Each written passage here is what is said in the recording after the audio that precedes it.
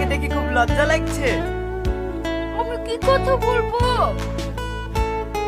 এ কথা কি বললো? এতক্ষণে আমি কথা বলবো? ওরে বাবা রে, এ আমি কাকে বি করেছি রে? এ তো মানুষ না, মানুষের নামে পেট নেই। আমি পেটনি হবো কেনে? আমাকে সবাই পাড়া লোকে কালো বলে বলে ডাকে। এইবার বুঝতে পেরেছি ওই ছেলেটা কেন বি করতে এসে পালিয়ে গেছে। ওগো স্বামী, তুমি বলো না কেন পালিয়ে গেছে? তোর এই ভয়ঙ্কর চেহারা দেখি রে।